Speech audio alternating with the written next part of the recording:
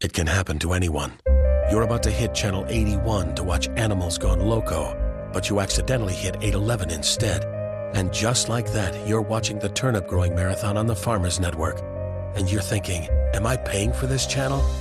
Oh yes, you are.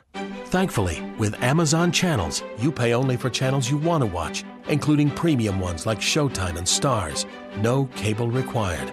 So goodbye, Farmers Network, and hello, Amazon Channels. Blog Talk Radio.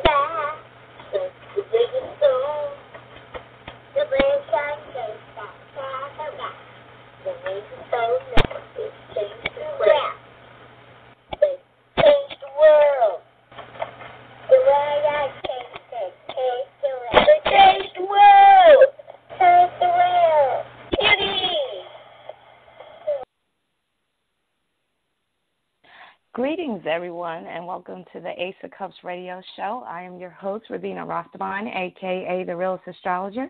I just want to check in with my engineer real quick because he has me handling the board, so I just want to make sure. Can you hear me, Usiku? Yeah, you're loud and clear. Oh, good. Thank you. You see it, right? You can see it? Yeah. It's easy, right? I can hear, I can see. I feel like I got a little bit of a hang of it, but please, everybody out there in listening land, please bear with me. This is my first time handling the boards, and actually I'm happy about that because I like a challenge. But, yeah, if I happen to stumble or if I make some mistakes, especially when it comes to opening the phone lines, please forgive me. But welcome to the Ace of Cups radio show. This is episode 6. It's going to be a very intense episode because we are talking about Scorpio season. And we are in the thick of Scorpio season, and things have gotten very intense with the recent events. Basically, Donald Trump is now the president-elect. He won the election last night. Hillary conceded, and things are starting to get really crazy. I was looking through the news a little bit today, and I saw that protests are starting to break out in various cities. Protesters were gathering outside Trump Tower in Chicago to show their disapproval of President-elect Donald Trump, basically him winning. Also, they are protesting in New York City as well, and probably some other cities it's going down. So things are really getting hectic. The country is very much divided. Now, I didn't provide an official prediction, but I did look at Hillary Clinton's chart. And the funny thing is, I didn't look at Donald Trump's chart. And the thing, I must explain myself, I'm not really invested in the political climate of the country because I have another perspective on things. And I pretty much believe that a lot of things are already pre-orchestrated. So I do not vote for spiritual reasons and also for philosophical reasons. However, I did look at Hillary Clinton's chart, and I did notice that she had this very positive transit that was going down around this time. Basically, it is, let me see, she has Uranus trine Saturn, and I had said that looked like that could be indicative of a win. So, surprise, surprise, Donald Trump took the prize. And the thing was, I never even took the time to look at Donald Trump's chart, so I just wanted to look at some of the transits that he's experiencing now that could contribute to that win. So at this point in time, Donald Trump has Neptune in trine to his Mercury.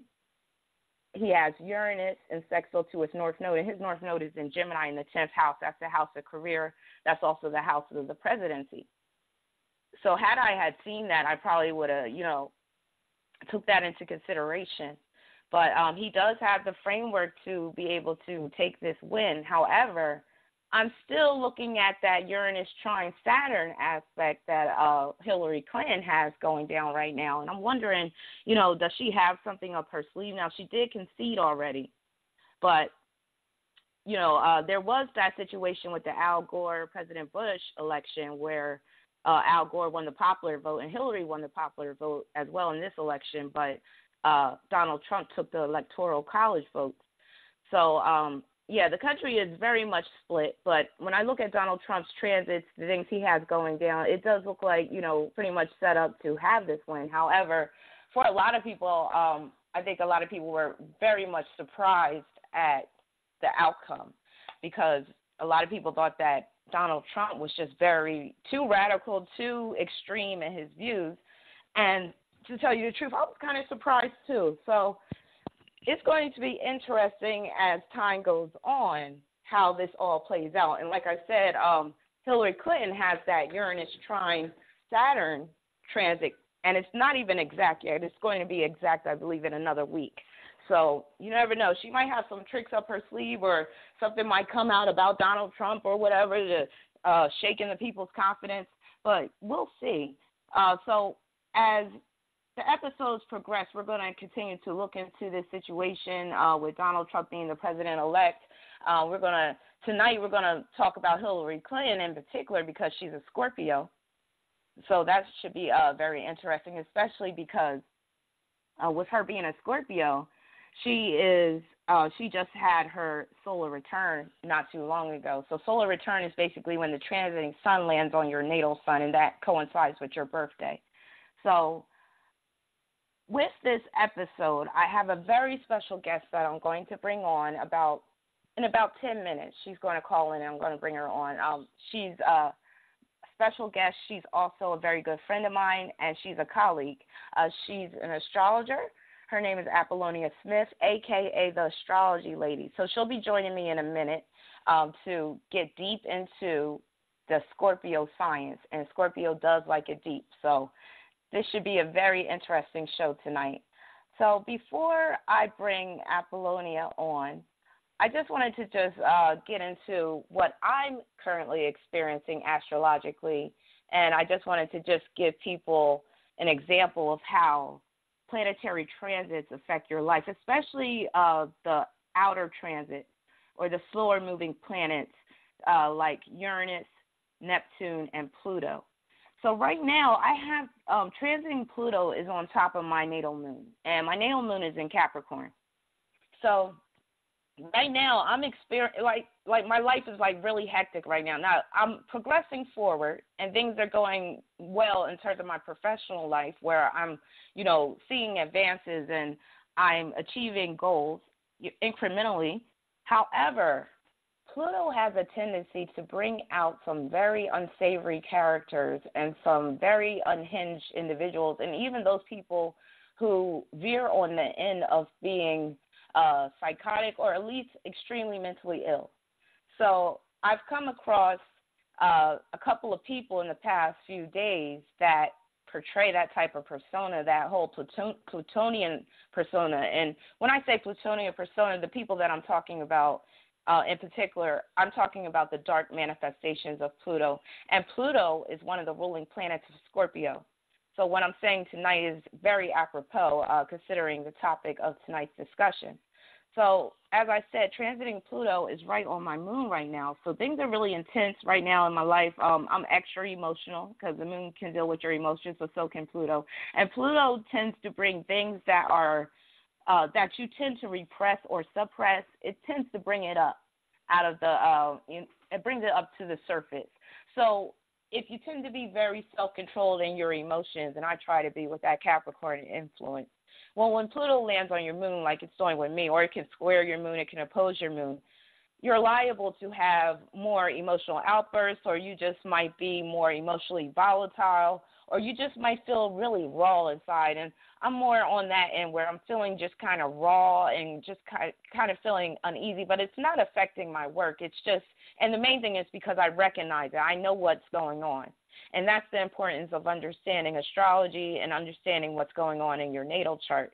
Because when things happen and when misfortune occurs or when upsets occur, you can always find the astrological reason why. So this transit I have of Pluto on my moon, it's not just jarring.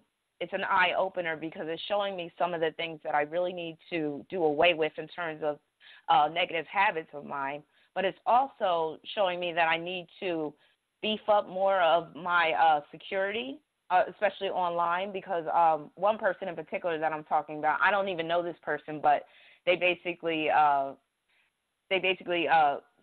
said some very negative things about me. So I'm thinking they might have saw a video of mine on YouTube, because I have a YouTube channel pertaining to my spiritual advising business where I talk about astrology, numerology, and tarot. So sometimes I get a lot of great responses, and the feedback for the most part is very positive. However, every now and then you have those haters. So I received a visit from one of the haters today, and it occurred on Facebook, and that was very jarring. So that took me by surprise, and I was like, wow. So I know it's Pluto's influence, so, I'm not going to take it personal. I'm just going to, roll with it. But that's just, I just wanted to talk about transiting Pluto on the moon and how that can manifest in your life. So it's definitely rearing its ugly head with respect to me. But you know what they say, whatever doesn't kill you makes you stronger. And that's definitely true of Pluto, but it's also true of Scorpio as well. Pluto rules Scorpio, Mars also rules Scorpio as well. Mars is considered the traditional ruler of Scorpio, whereas Pluto is considered the modern ruler. And they both fit the sign very well. It's just that Pluto deals more so with the deep aspects of Scorpio, more so with the transformative aspects of Scorpio, and also the theme of death. That's very Plutonian as opposed to Mars energy.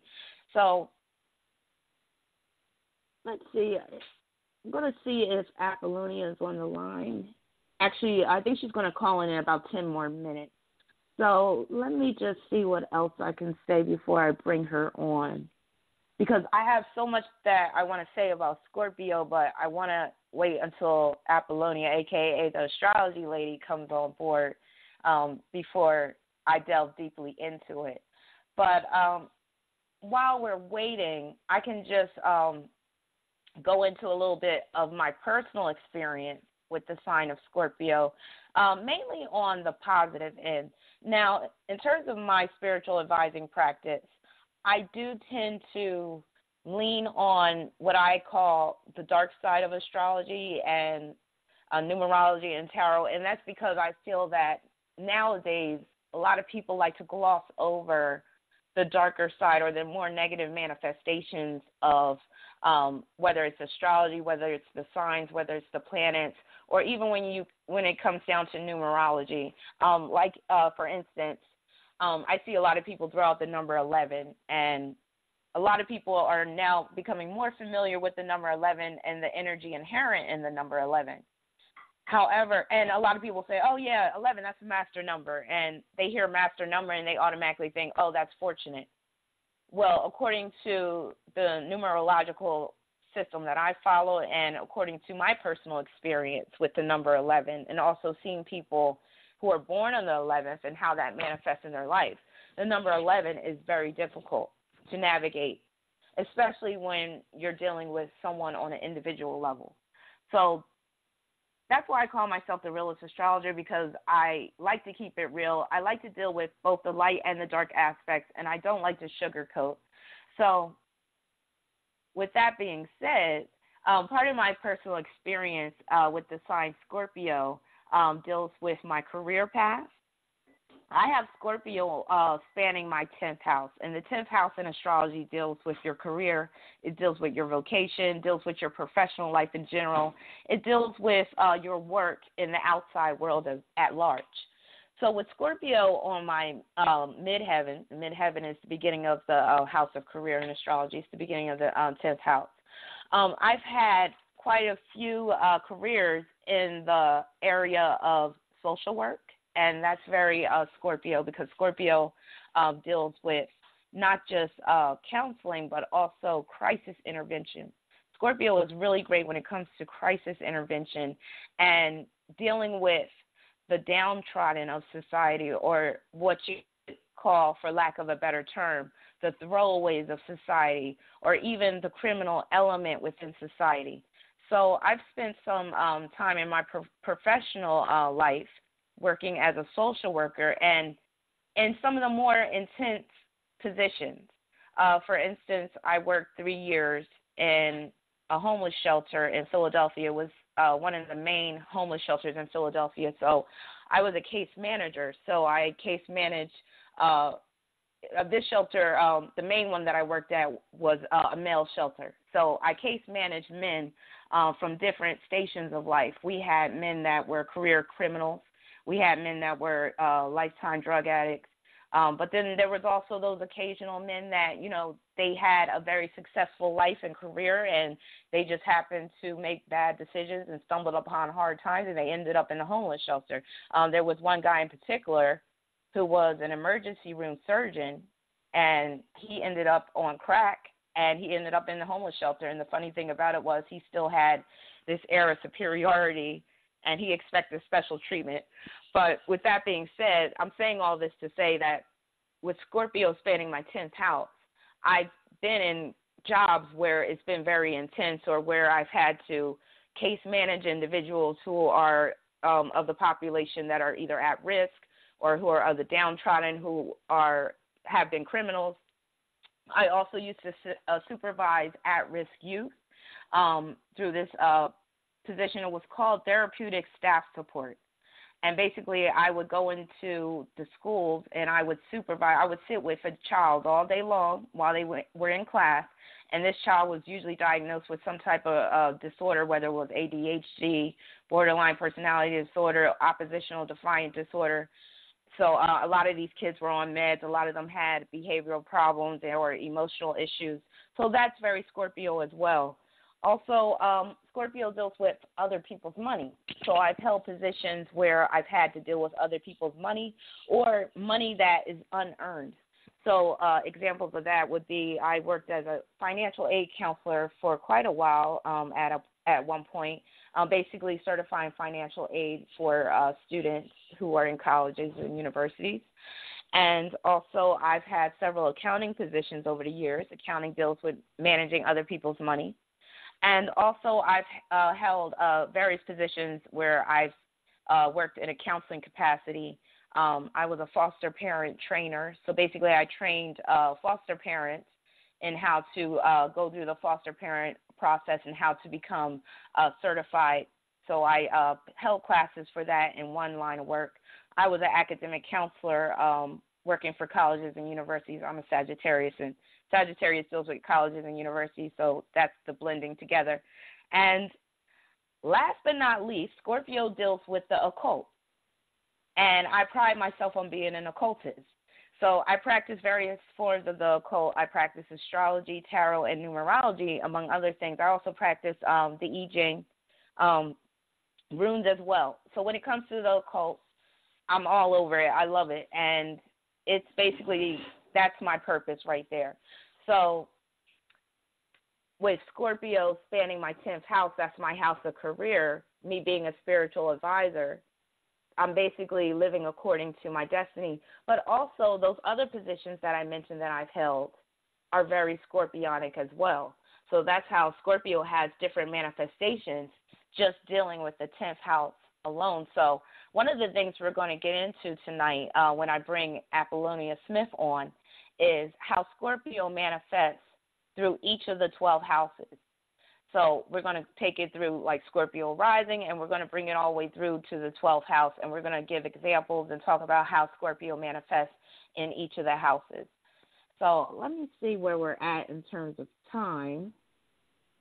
And let me see if Appollonia has called in yet. So I think she's going to be on any minute. So let's see. And like I said, bear with me, please, because I'm working the board for the first time, so this is all kind of new to me. So, okay, I see that she's on, so I'm about to let her in right now. So I am so excited. And before I bring her on, let me give her an official introduction. Appollonia Smith, a.k.a. the Astrology Lady, is a professional intuitive astrologer, often referred to as the astrologer next door. She has extensive knowledge in the field of astrological studies and launched her practice back in 2012. She specializes in vocational astrology and provides remarkable experience in aligning people with their purpose in this lifetime. Appollonia prides herself in being able to efficiently organize other people's chaos. So, Appollonia, a.k.a. the Astrology Lady, she's definitely on point. Like I said, she's also a good friend of mine. We've connected before on her radio show. Basically, she interviewed me on how I came to love astrology, and that was really good. And we have really great chemistry together, so I'm really excited about bringing her on. But before I open up her phone line, I just want to let you listeners know that in hour 2, I'm going to open up the phone line so you guys can join in on the discussion. And if anybody would like a free mini reading from either myself or Appollonia, you can do that as well. So let me open up the phone line. And let me make sure I'm choosing the right number. Okay. So, Appollonia, are you there? Yes. Can you hear me? Yes, I can hear you loud and clear. How are you? Okay, great. I'm well. Busy night, but I'm listening. I've been listening in, and wow, what an extensive career you've had with Scorpionic work. Right. Do you see how that works in the 10th house? Yeah. That's amazing. And you know what? I vibe. I've learned over the years that I do vibe in very dynamic situations, but also because I'm a Capricorn rising, I do like to have a lot of quiet time as well, and I really don't like to be bothered. But when it comes to really helping people, I like fast-paced. I like intensity. I like people who will really have serious situations and they really need help, and they need help in the nick of time. Like, that's when I'm really at my best, working under high-pressure situations. So that's very Scorpio on the 10th house cusp as well. Now, let me ask you, do you know anybody that has Scorpio on their midheaven or in their 10th house period? No, I don't personally that I can recall. But I have a lot of experience with Scorpio energy, Scorpio women in particular. Ever since I've been a child, I always attracted Scorpio women to myself. One of my first best friends, like childhood best friends, girl who lived next door to me, was a Scorpio. It's like been a recurring theme that Scorpio women, I have close relationships with them. Okay. Now, can you break that down astrologically per your chart as to why you attract these Scorpio women? Definitely. Now, I have Scorpio, Mars, and Pluto conjunct. Okay. And wow. Yeah. And, that's powerful. Oh yeah, and it's bothersome at times too. But okay. Scorpio is predominantly my 8th house, so equal signs, it's my 8th, and Placidus, it's intercepted there. And I'm a Capricorn stellium in my 11th house, so I tend to love my friends more than I even love spouses. And I think that's because of that 8th house Scorpio energy being naturally there. I'm intimately connected to them, not sexually, but it's like they'll end up being my diaries. They know all of my secrets. It's like I unfold every layer of myself to them, but the friendships always end up ending, being 8th house energy. Interesting. And it always shatters me. Like, I have cried over friendship breakups opposed to breaking up with a man, if that makes sense. Yeah. Wow. Now, I like how you tied that in where you mentioned that all of these friendships end, because that's very Scorpionic period. So with that 8th house influence, that's like that double whammy. Because, Scorpio deals with death. The 8th house deals with death. So I'm sure when you said that it shatters you because each ending of a friendship is like a symbolic death. So I'm sure you go through your mourning and everything. And then, Scorpio people, it's very cutting of the cord. So all of my Scorpio friends where the relationships have ended, it would be abrupt, like, one day I would call them and it was no answer.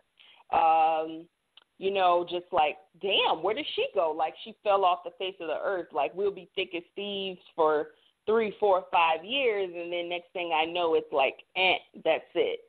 Right. So, yeah. And me being an 11th houser, that's very tough for me. Being an 11th house stellium, that's very difficult for a friend to just cut me off completely, no explanation, no rhyme or reason. But I know Scorpio people,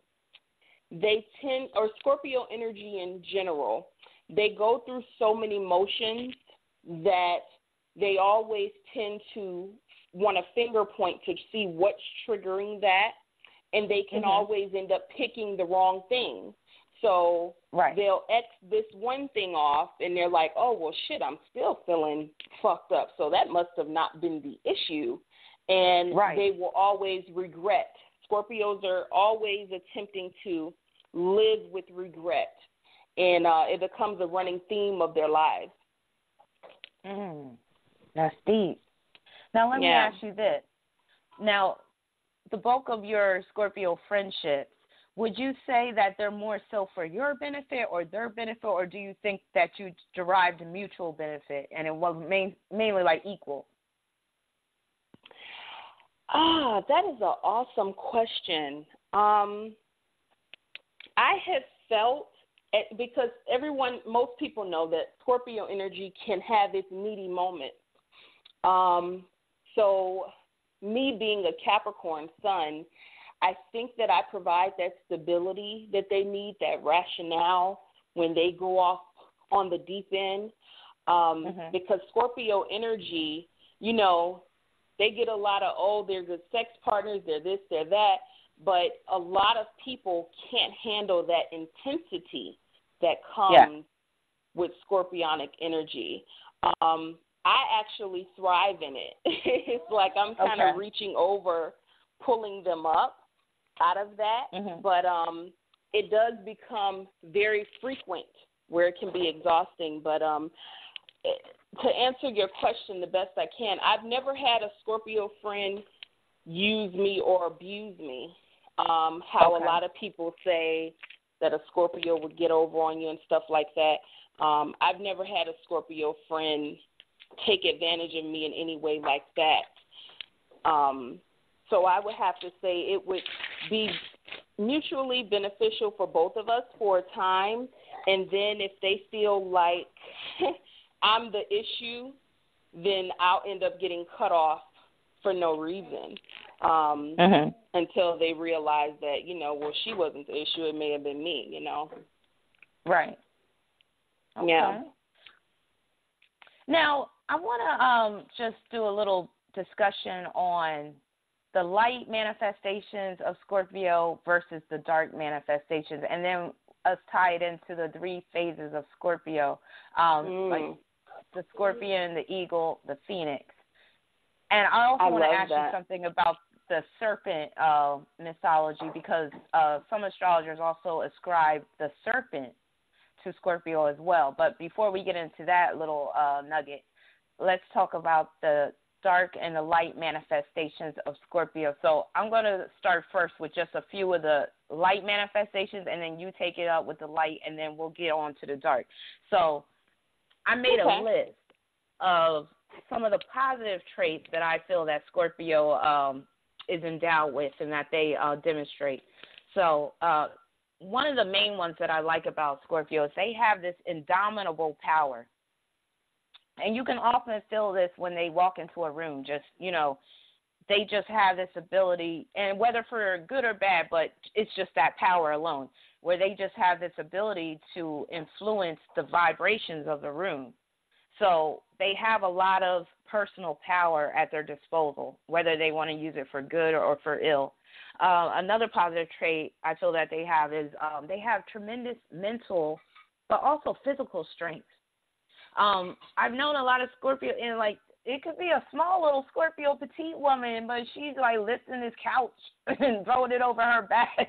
So they just have this a lot of physical strength, but also mental strength. And with the mental strength, they're very insightful.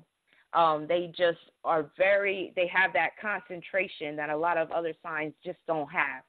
And they have that endurance. So they can go the long mile before getting tired. Another positive trait that I feel that Scorpio really displays is they are very supportive. Like they are some of the most supportive people you will ever meet. That's if they really believe in you, and if they see your potential and they, you know, feel that they can be a positive influence to you, they will be very supportive, and it's that die-hard support. A couple of other things before I turn it over to you. They tend to be a loyal friend to the end. Now, you mentioned friendships and those coming to an end, but I feel like that more so deals with that double whammy you have where it's in the 8th house. But I've also known, like, Scorpios to just be loyal friends. Now, you know, you might not hear from them in a year or so, but they can always come back and revisit that friendship and still be solid as ever. That's if that person didn't ever betray them or anything, because Scorpio does have their standards when it comes to friendship. But they can be loyal friends to the end and be just that diehard supporter. Another thing is they are good at championing the underdog. So, again, it's about motivating. It's about coaching. Like, they're just really good at, seeing your inner strengths, the ones that are latent, and pulling it out of you and pushing you to go beyond your threshold. Like, Scorpio is famous for that. Like, just when you think that you can't do something or you're full of self-doubt, along comes a Scorpio to pull you up by your bootstraps and say, no, you get out there and you could do it and you can make it happen. And, I'm going to be, there to help you along the way. So those are just some of the positive traits that I feel that Scorpio displays the best. So can you add to that in terms of the light manifestation? Oh, yes, definitely. The loyalty, hands down. Every Scorpio friend that I've had, the loyalty was remarkable. And they will be there for you. Definitely, like when you mentioned the crises energy, like they can maneuver in that so well. Yeah. And if you're having a crisis, your Scorpio bestie that shit will turn into her crises too. Yeah. And that's what I love about them. Like, if you are down and out in the house moping, going through some shit, like, your crises will become hers, and you guys will figure a way through that. And that really resonates with my Capricorn energy, of course, sextiling Scorpio. We make an awesome team with putting our heads together and figuring some shit out. Like, that was them all the way. And they're very caring. If they love you, they ride with you, and they will give you the shirt off their back. Like, they will make sure you have. They won't see you out there messed up, and they care about you. So that's some of the light-sided things of Scorpio. But I do feel that Scorpio energy, they can be light-sided and dark-sided at the same time. I guess every sign can be like that. And segueing into the dark side, do you feel that every Scorpio begins life dark-sided? Oh, that's a good question. Oh, definitely not. I feel like some of them get in touch with their dark side. I feel like a lot of them get in touch with their dark side in their adolescent age. That's where a lot of them start to really explore that dark side because, number one, the hormones are popping off around that time. And, Scorpio is a very sexual sign. So a lot of times they'll just get that compulsion to explore their sexuality around that age. And then through that sexuality, because I believe that the biggest aspect of the sexual piece with Scorpio is the power that you derive from it, also the power and the generative effect. But, I do believe that there are some Scorpio children that are just naturally nasty Scorpios, and they're that dark side. But I do believe that you got some that are just, of the light manifestation, and they might always be of the light manifestation. And I'm glad you brought this up because I wanted to talk about this point. And this kind of relates to the relationship piece that we're going to get into. What I've noticed with Scorpio, and this is true for all the signs, but this is really true for Scorpio. If a Scorpio is of the light manifestation primarily, like if they're like 98% light, right?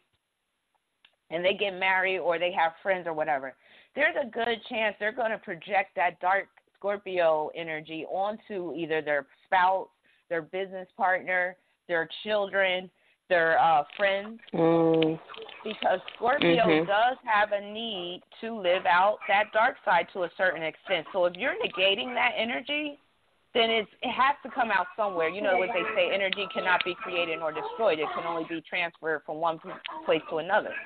So that energy has to go somewhere. So a lot of times for the light-sided Scorpio, they tend to attract and especially Scorpio women, I've noticed, like if she's a light-sided Scorpio, she'll attract a husband that just cheats all over her, or that's just very abusive or very controlling and whatnot. So I'm glad you mentioned that, and that's a nice segue into the dark manifestation. Yeah, also, and I wanted to add to that. Oh, I'm sorry. Oh, no, add to it.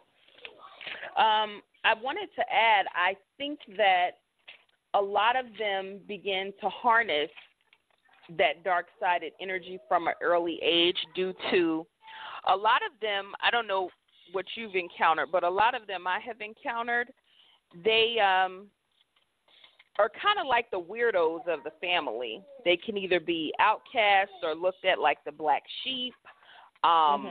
Something is, their family usually feels the different eccentricities of them.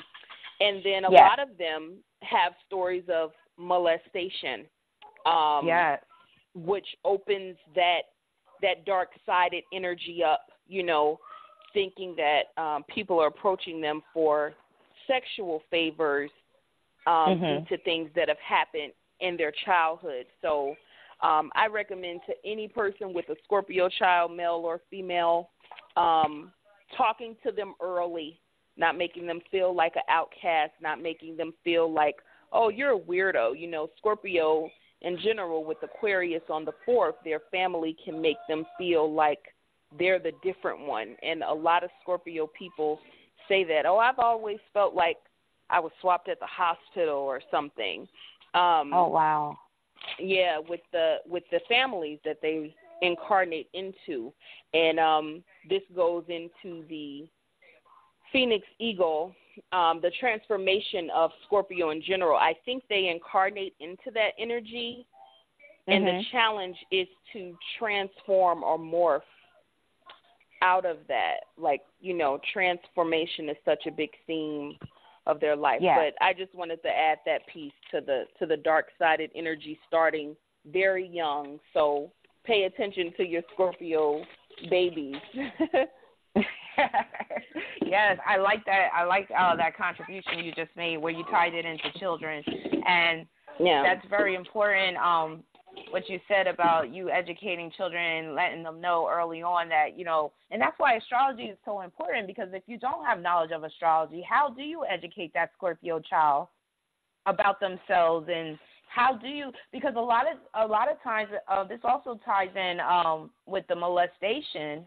Another manifestation with the Scorpio energy for a child can be having like bipolar symptoms or ADHD. They just can't settle down. They just have a lot of energy. So, this kid might have a stellium in Scorpio, but if the parents don't know about astrology, they're just throwing drugs down the kid's throat, thinking, okay. Great point. Yeah. So let's on to the dark side. So some of the main things. So we mentioned about the loyalty, right? And how they have that staying power. So it can be to detriment, or it can go to the extreme where I always say Scorpio is the ride or die sign of the zodiac. Well, sometimes they take that to an extreme, and it's very hard for them to go through breakups or to get over a death, or to just when they go through a transition process, even though that transition process is necessary for their growth, it might be very painful for them because they're a fixed sign, and fixed signs have a hard time letting go. So oftentimes the transition period is kind of painful for them because they just have that, they just like to hold on. And especially, it especially comes out through love relationships because the emotions are wrapped up in it.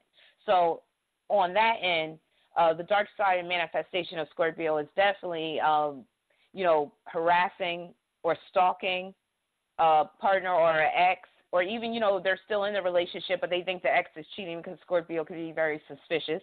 They always think that there's something that's not on the up and up, and that's because Scorpio is a sign of underhanded activity. It's also a sign of criminal activity. It's a very vengeful and vindictive sign. So the reason why Scorpios are so suspicious of others is because they know about the energy they're working with inside, and they know how easy it is for them to get over on other people. So they're like, if I can easily get over on somebody, who's trying to get over on me? And the thing about Scorpio is they're really good, just like Libra, when it comes to putting the shoe on the other foot and seeing things from other people's perspective, and they're very perceptive. But in that vein of them being very perceptive, they can be very manipulative because they understand how to get at people's weak spots. They can read people really well. So in the process of them reading people, they know their strengths, they know their weaknesses, and they know how to get them right where it hurts or get them to do what they need them to do. So along with that, another dark manifestation is they tend to be psychic vampires.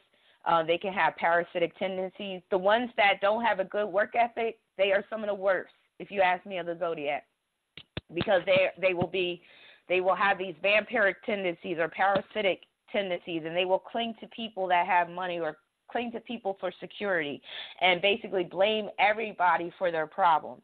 So while Scorpio is a sign of tremendous strength, there's a dark manifestation of Scorpio that could be a total user, parasitic type of person if they don't have knowledge of self and if they haven't been taught how to be independent, because Scorpio, another dark manifestation of Scorpio is codependent. So, Appollonia, you want to continue on with the dark side? Oh, yes. Now, see, I have never had friends of the parasitic Scorpio realm with the being a layabout, living off of family, freeloading, but I have seen that in action. Like, you know, if I had a friend who I would go over to their family's house and they're like, yeah, my sister's 28 and she lives upstairs with her kids and she's never moved out. And I'm like, damn, when is her birthday? And come to find out she's a Scorpio. It's that type of thing. And I'm like, wow. Like, I have heard that time and time again that Scorpio energy can definitely be layabout in some instances. Another dark side is, and I'm sorry, guys, you probably hear my 2-year-old. My apologies. Oh, that's perfectly fine. But another dark side, Scorpios can have an appetite for destruction. They're a glutton for punishment. Yeah, you know, like Jay-Z's lyric, an appetite for destruction, and I scrape the plate. And Jay-Z is Mars in Scorpio, and he has that famous lyric. And Scorpios have their good sense. They have that uncanny good sense, but they have an appetite for destruction. It's like something about that forbidden fruit being the sweetest, and they enjoy tapping into that. Like, I know he ain't shit, but he has the best dick ever. Like that type of thing. They bask in that for some reason.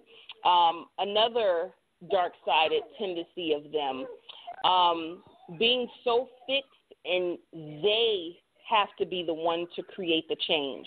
Like, no, he's not going to leave me. I'm going to leave him first. It's like they have to be in control of the shift. The ride isn't over until they say it's over. Even though we both know it's not good, it's not over until I say it is. That's that power. That power, hungry for power, Or always trying to one up the other, Yeah, so those are some of the things that I noticed about their dark-sided tendencies. Yes, and like I'm glad you mentioned the self-destructive behavior, because what I call Scorpio the cutter of the zodiac, because I found that people that have a lot of Scorpio energy, or it could just be their moon in Scorpio, especially if it's in the 8th house, a lot of times the way they deal with trauma and pain is to engage in cutting or some other type of self-destructive behavior. And the main reason for that is Scorpio has a need to feel deeply. So sometimes they take it to the literal, and I'm talking about the extreme dark side manifestation, of course. So they will take that to the literal, and they will cut themselves because that allows them to feel that pain. It makes them feel deeply. And we can tie that into when we get into the sexual aspect of Scorpio in a few minutes, too, about how Scorpio is also the sign of taboo sexual activity, including bondage, domination, sadomasochism, and all of that stuff, because Scorpio tends to, like I said, they need to feel deeply. So sometimes even through sex, they might need to feel some pain. One taboo sexual activity that's very scorpionic in particular is choking. I've seen that, in charts of people that have that propensity where they get off on that. That's Scorpio all day. And again, it's that power. And another dark-sided manifestation of Scorpio, what I noticed, is that when it comes to them doing someone harm, like they're one of the signs that would like to get up close and personal on you. Because again, it's about it's about needing to feel deeply in that intensity. So they're the type, for real, like they're the type where it's their method of killing, they rather choke you out. Like they want to choke you and actually see the life leave your body and see your eyes roll up in your head, because it's all about that deep, meaningful experience. And they can relive that over and over again. I have something to add to that. So I had a Scorpio homegirl. She was definitely heavily into what some people consider scary or stuff like that, but she was heavily into like voodoo and stuff like that. So, of course, when it came to her men, it was like she wanted to mix the stuff or whatever she threw on them, but she didn't want to actually put them out until she's seen the suffering. It's like, I need the validation of seeing him suffer and go through all this effed up stuff, and then I kick him out. Yeah, so it's and I've heard other Scorpio people say as well, like, no, I wish I could be a fly on the wall to watch them go through their messed up times. It's like it stirs something in them. And then another thing, Scorpio energy, they think very vindictively. Like a Scorpio would say to somebody that they hate, I wish that you would get hit by a car and then your body would fly off a cliff, and then down the cliff you break your neck, and then at the end of the cliff the vultures eat you. It's like they're very animated and gruesome. Graphic description. It's gruesome. It's that intensity, and they need it needs to be deep. Like, and that's why they like funerals too. I've known like quite a few Scorpios that like funerals, and I mentioned that in my video on the Scorpio women. And it's funny because one of my viewers made a comment like, I love funerals, and it's true because Scorpio deals with death, but not just that. At funerals, what do you have? You have that intensity of emotion. And like I said, that Scorpio needs to feel deeply. So that's one of the places where they can really let it all hang out, like just let all their emotions come to the surface. A lot of times the woman jumping on the coffin as it's going down is a Scorpio woman. Talk about, Lord Jesus, like take me instead. Like, but that's how they get, it's that cathartic experience that they're looking for, that they like. Cathartic experiences are a Scorpio, That's amazing. And another thing, I'm a medical biller of the last 10 years. That's been my 9 to 5 grind. So at one point I worked at a nursing home and doing the billing for the patients there. And we had a floor that was like the hospice floor if people couldn't afford an actual hospice facility. And there was an older lady there. She was in her early 40s at least. And she was like the hospice nurse. She would sit with them and, she would just watch the death come up on them or like the breath leave their body. And I asked her one day her birthday, and nonetheless she was a Scorpio. And I kind of pegged it because it was how she talked about the death so calm, but at the same time it was like an amazing calm, like she kind of just basked in it. And it was amazing to me. I was like, either she's a Scorpio or she's a medium or something about her. But they have these hospice nurses that sit there and pretty much, sit with the person until they go. And especially if the person has no family around. And I guess those women typically have some Scorpio energy in them. Wow. That's amazing. I'm glad you mentioned the mediumship because I do believe Scorpio is the sign of the medium.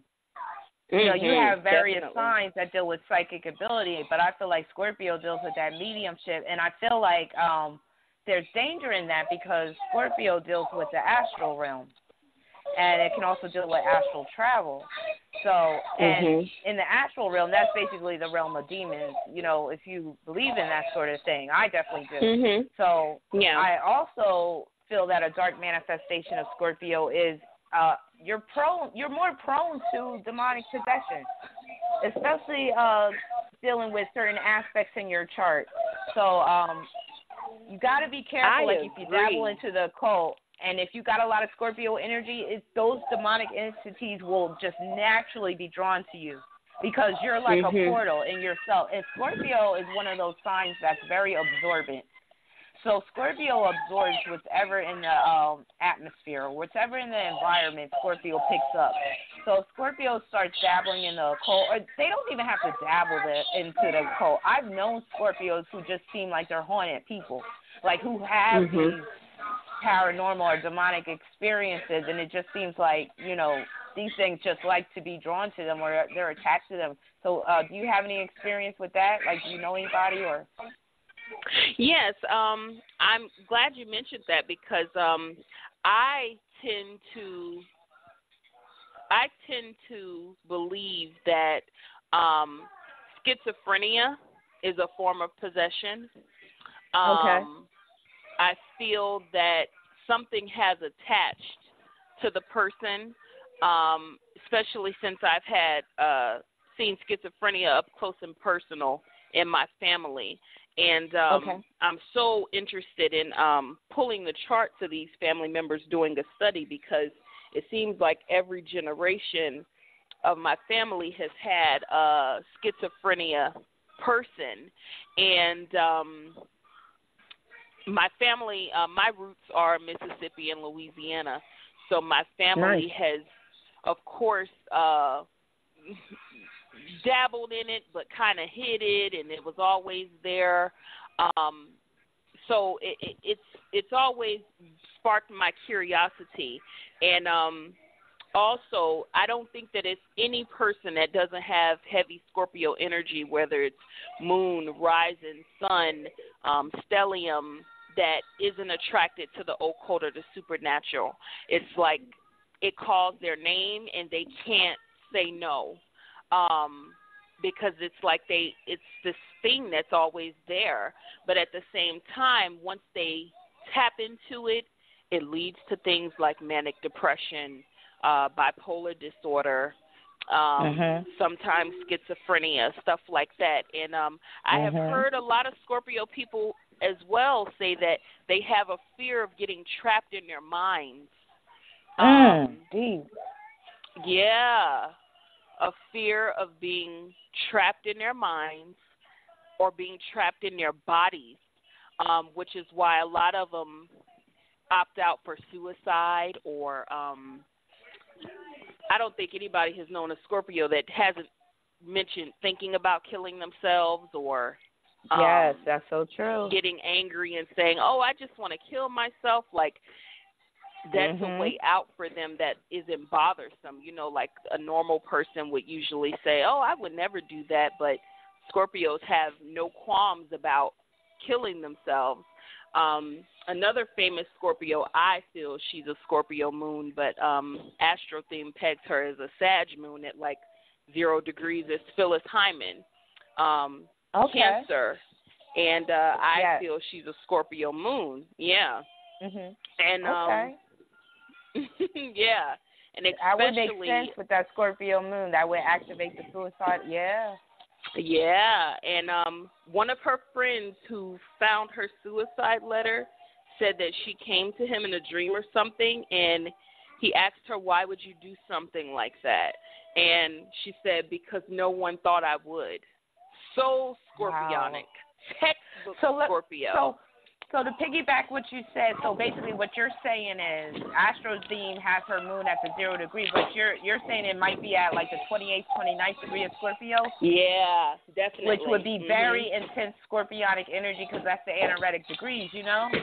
So, yeah, I'm feeling you on that. Yeah. Hell yeah.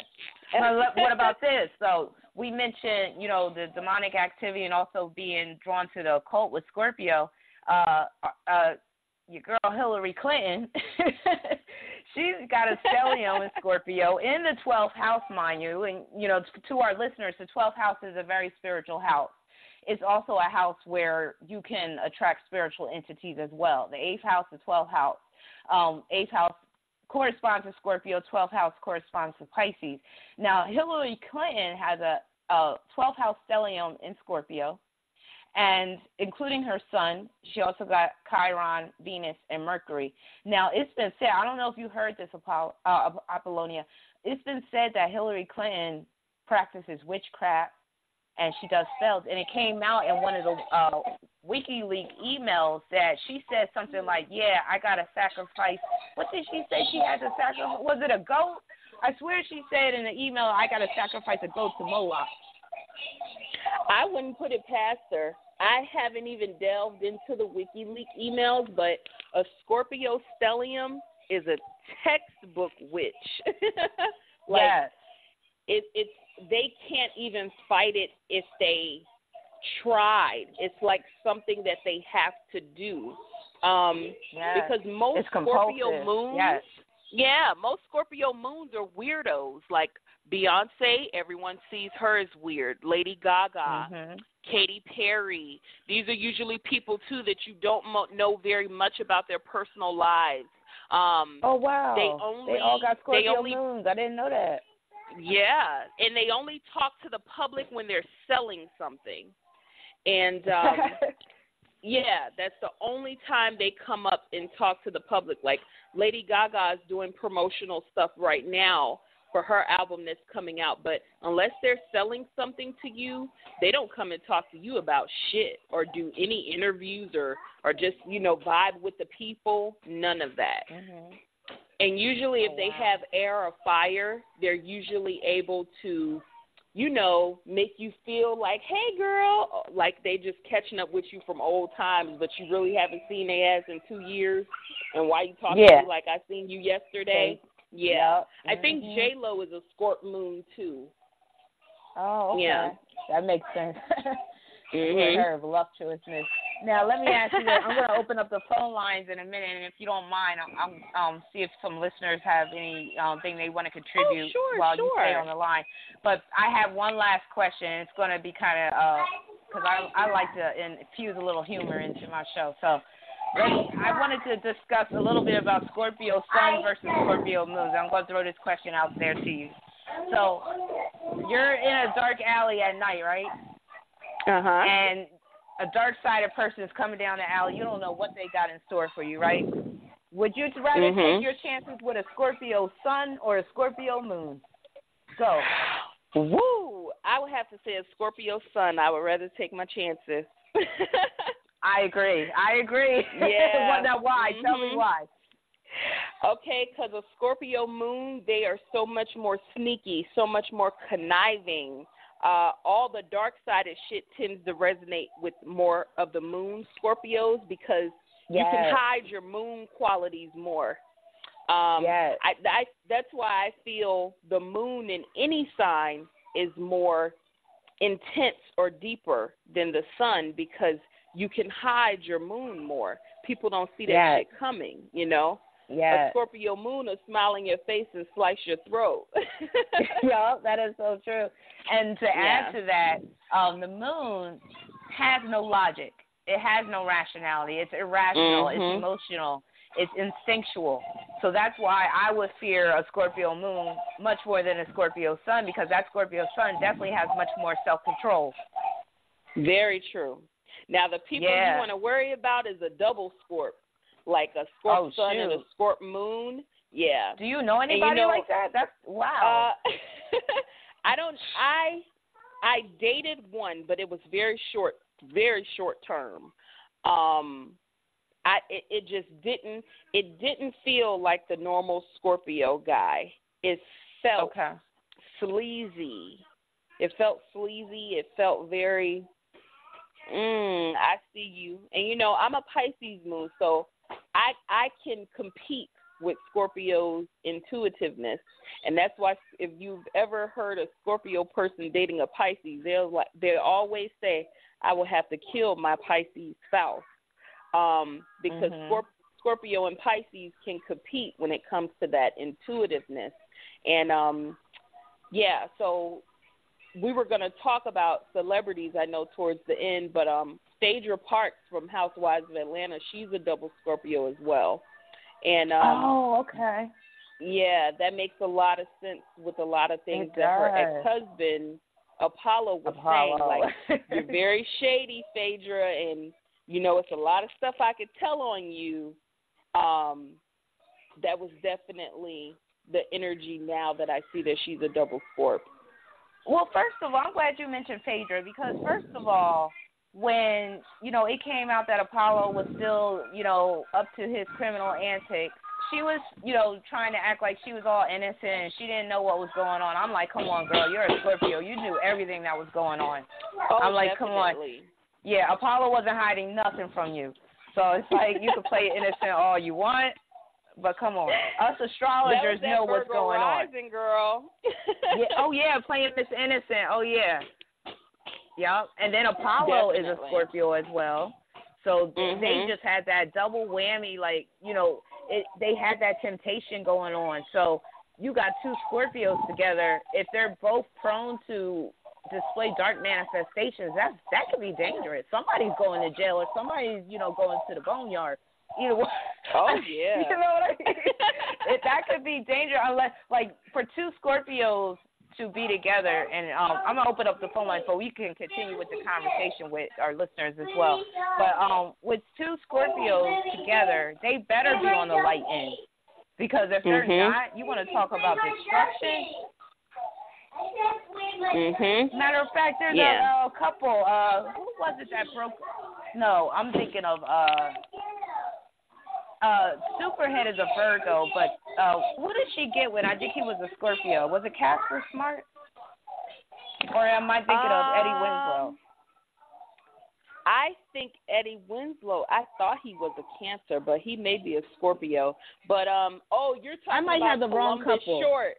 You're talking about Columbus Short? Is he a Scorpio? Yeah. Okay, yes. I think that was the couple. Yeah, I think Columbus Short is maybe an October Scorp, if I'm not mistaken. Yeah, but that was hot and heavy and ended real quick. It sure did, and I'm sure he ended it. Oh my gosh, that was crazy.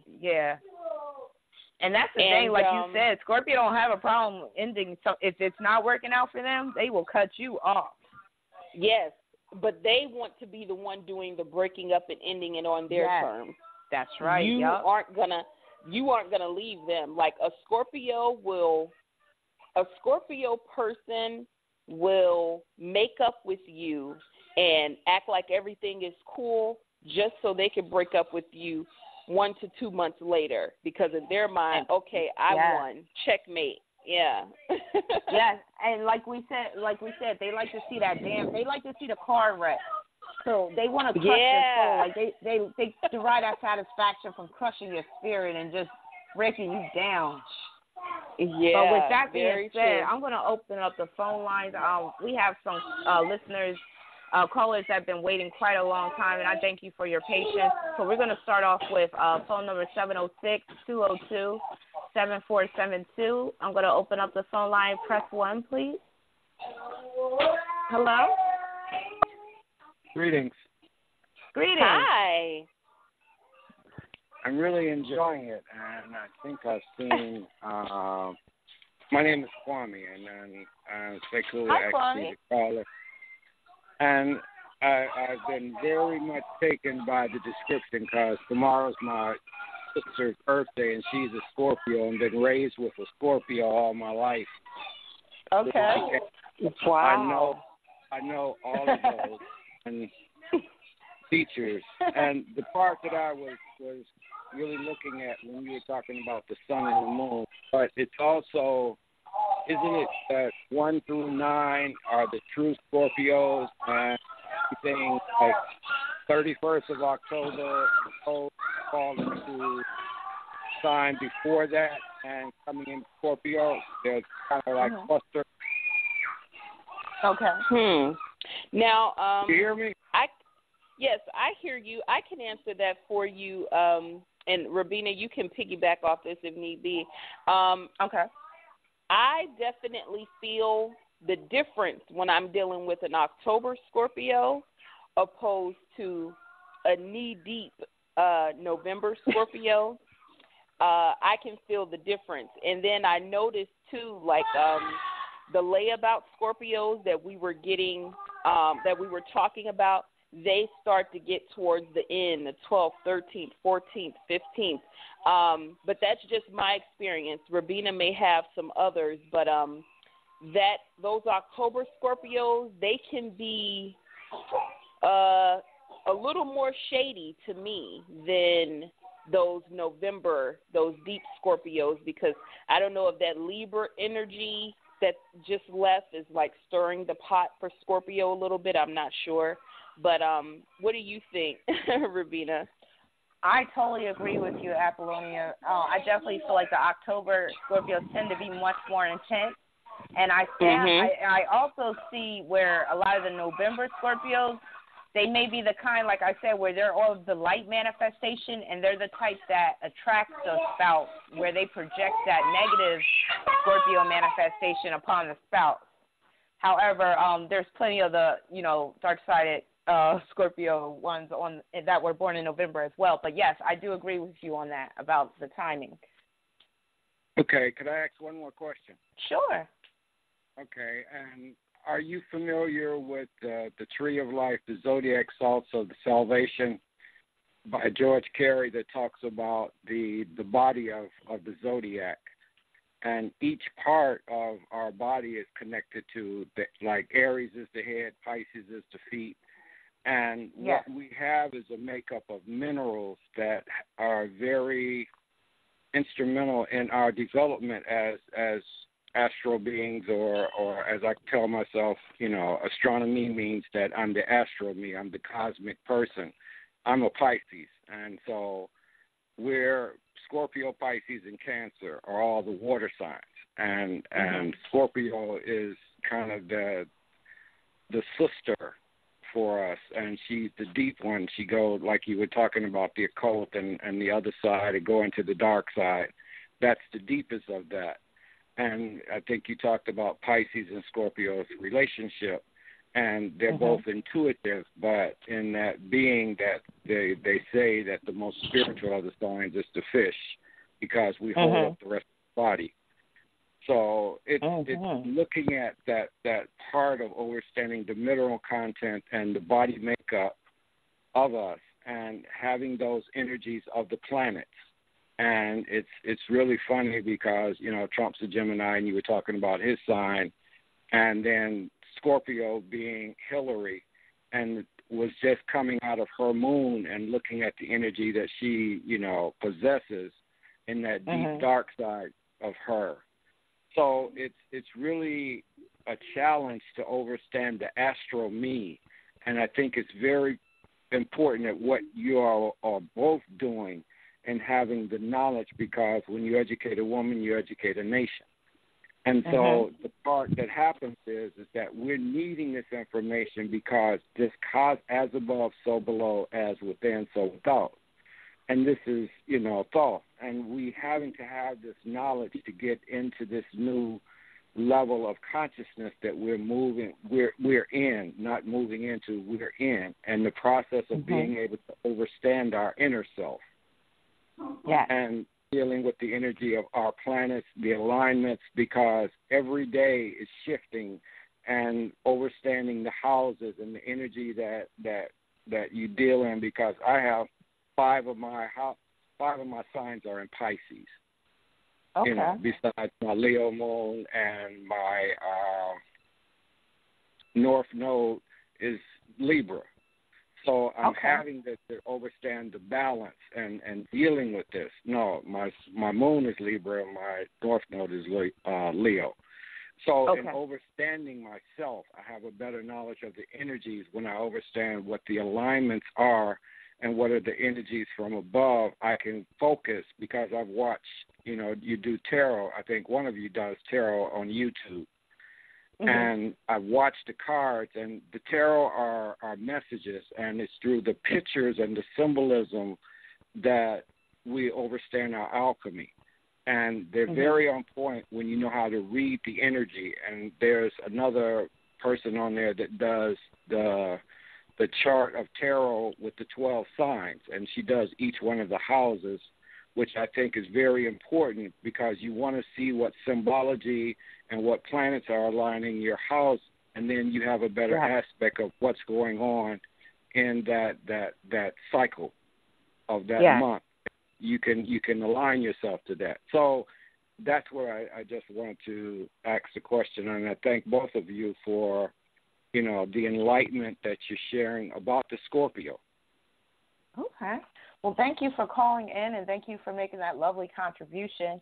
And with your North Node in Leo, I just want to, I hope that if you haven't found love already, that you're on your way to finding love, because that's very important for you in this lifetime. Do you realize that?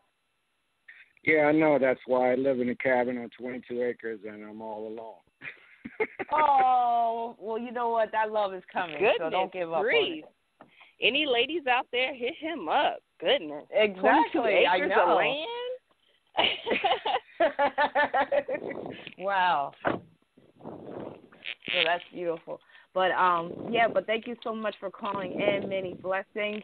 And to piggyback off of what Kwame said about how the signs correspond to different body types, Scorpio in particular corresponds to the genitals and also the rectum, and basically the excretory system in general. And so that includes the bladder, the urethra.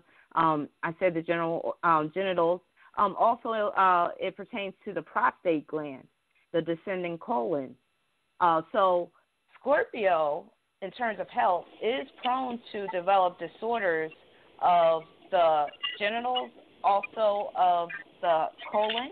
So a lot of people with Scorpio energy, especially if it's in their 6th or 8th house, they might be prone to colon disorders such as colon cancer or polyps, or they might even be prone to kidney stones. Women with moon in Scorpio, they may have problems with their menstruation. They might just have heavy, painful menstruation cycles. They could have uterine fibroids or prolapse. So a lot of the health disorders of Scorpio deal with the genitals, also the sexual reproductive system. Also, Scorpio is a sign that is prone to sexually transmitted diseases. And I said before, Scorpio is a very absorbent sign, and Scorpio picks up whatever's in the environment. So that includes that which is negative as well. So that includes bacterial infections and parasitic infections. So sexually transmitted diseases fall under that umbrella. And like I said, Scorpio deals with sex and the genitals. So whenever I see somebody with strong Scorpio energy in their chart, especially if they have Mars or Venus in Scorpio and it's afflicted, meaning other planets or points are negatively affecting that energy of Scorpio, I know that they are prone to contract sexually transmitted diseases. So I always tell that person, you need to be careful of that. And a lot of times that person will confirm, yes, I've, had this problem. So, Appollonia, before I bring on the next caller, do you want to piggyback on the health aspects of Scorpio? Oh, yes, definitely. The fibroid tumors are common for women. The endometriosis, like you mentioned, with the heavy bleeding. Also, the hysterectomies are common. Yes. Yeah. And, I have always attempted to steer women of Scorpio nature or Scorpio energy away from hysterectomies because their womb is such a huge part of their power. I like that. I like that. Yeah. I had a Scorpio friend. She was older than me, of course, but she had a hysterectomy and she was never the same after it. She, again, living with regret, she totally regretted it. She referred to her spidey senses as something's brewing. She said that after she had her hysterectomy, she lost her something is brewing feeling. Oh, that's horrible. Yeah, and she regretted it for a very long time. And me and her aren't close anymore, but you know, that was it sent her into a deep depression after the hysterectomy. And wow. So yeah, if you are a woman of scorpionic energy or nature, be mindful of that. Myself included, with Mars conjunct Pluto, I have always had a crazy ass phobia of STDs. So thank heavens I've never had one. That's good. I've never had one, but I always had I guess with my generation was ushered in that sex ed class where they showed you what all these STDs look like. And I remember that class. Oh, yeah. That shit drives me bonkers. That and was for a Mars sense. conjunct Pluto Scorpio woman, yeah. Oh, my God. Yeah. They scared you straight. Oh, yeah. Definitely scared me straight. But to piggyback on what you said about the hysterectomy, I don't know if people know, of the listening audience are aware of this, but the word hysterical, which basically means when, you know, somebody is just off the wall in terms of their emotional upset and they're just crazy, crying and whatnot. The word hysterical comes from, I believe it's a Greek or a Latin term, but it's the word to describe uterus. And that's where the term hysterectomy comes from, because they used to ascribe a person that was hysterical. They used to say that was a woman's thing. You know, only women get hysterical, and it's because they have uterus. Wow. So that ties, and think about Scorpio when they're at their worst, when they're very upset, they can become hysterical and inconsolable. So, yes. But, you know, our patriarchal society said, oh, well, that's due to their uterus, which is not entirely, you know, it's not true that, you know, the uterus makes us hysterical, although it does make us much more emotionally sensitive, hence the story about your friend. How, you know, she had the hysterectomy and she lost her spidey senses. She lost her naturally endowed feminine intuition and her feminine powers. So that's I'm glad you brought that up, because that shows you that modern medicine, you know, oftentimes I find that modern medicine tends to be barbaric still, and they tend to take things to the extreme. And they need to start exploring ways on how to deal with issues of the female reproductive system, instead of just, you know, yanking organs out and, you know, cutting a woman up in all different places. And because we are endowed with these organs for a reason, and it's not just for the mechanical functioning. You know, it's also spiritual energy infused in these organs as well, and that deals with you ever hear of the phantom limb syndrome, which I feel like is scorpionic too, where somebody is an amputee and they still feel the leg that got cut off or the arm that got cut off. Oh, yeah, and it would itch there and they couldn't itch it there, Yeah. I feel like that's very scorpionic because, like I said, Scorpio deals with the astral realm. It also deals with the emotional body. So even though you might be missing a physical limb, you still have that aura, you still have that astral body, you still have that emotional body that's attached to that missing limb.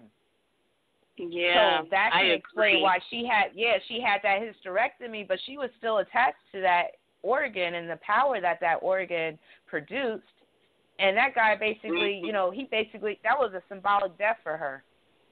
Yeah, she went into such a dark depression after that, where she cut a lot of people off. It was like it was no consoling her. It was nobody could fix what she had done. So, and you know, when Scorpios get in that funk, that living in their regret, they bask in it and they just can't move forward. You know, like it was all my fault. I should have never done that. You know, shoulda, woulda, couldas is definitely Scorpios living with their regret.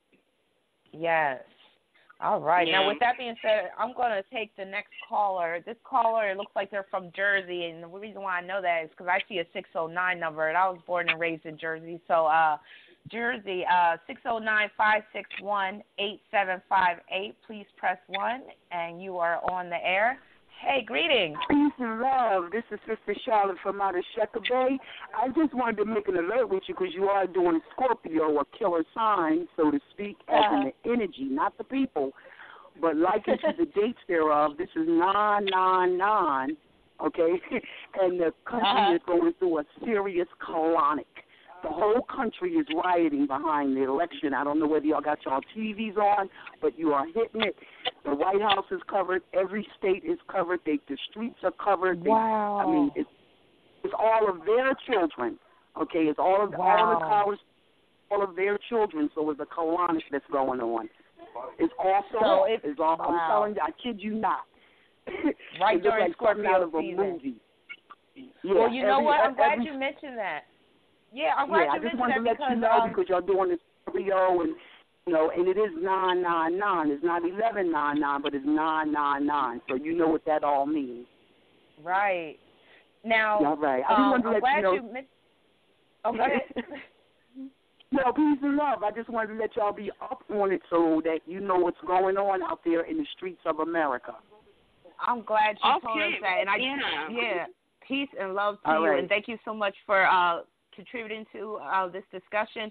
And I'm glad she brought that up because I forgot to mention, or maybe I did when the show first started, but transiting Mars is at the 29th degree of Capricorn. It was with the last time I checked, and it's heading into Aquarius. It might have entered Aquarius already on the East Coast. I'm on the West Coast right now. But what that means, that's basically dealing with what the previous caller just said. She said, you know, it's an uprising. Every state, people are out in the streets, people are protesting, people are rioting. So Mars in Aquarius can be especially disruptive, and it can be cantankerous because Aquarius is a sign of activism. It's a sign of uprising. It's a sign of civil unrest. It's the sign of rioting even. So this is happening right when Mars is going into Aquarius. Yes. Yeah, this is like the whole Revolutionary War. Revolutionary, yes. There's no military out there like it was with folks who were marching in reference to melanated brothers being shot down on the streets with their marches. This particular energy is no military. They're just letting them go for it because it's their children. Interesting. So it's a colonic. And that's very Mars in Aquarius, too, just letting people run wild, and it's just like chaos because Aquarius can deal with chaos as well. This is crazy. I haven't checked the news in the past few hours. So, I'll be tuning in. All right, then thank you very much. Oh, you're welcome. Peace and many blessings. Yeah, thank you for your call. All right. So, Appollonia, did you hear that about people in the streets? Isn't that so Scorpio right now? Yeah, it is. Woo. Wow. The sun is in Scorpio. Mars is in Cappy. You know, there was a sextile there, and moving into Aquarius. Oh wow, I'm excited to see how it's all going to unfold. You know, I didn't openly say it, but I told my family, I was like, Trump's going to win, and I didn't even look at any astrological or anything like that because a lot of seasoned astrologers were saying Hillary had it in the bag, but my higher mind had said to me that Trump has to win in order for this cleansing process to take place. You know, Pluto in Capricorn is very old money to me, old white money to me, and this is their last hurrah. So why not go out with a bang with a Republican that represents what this country was built on, you know, old white money. So, that's funny you mentioned that because I thought about the Republican theme today. Yeah.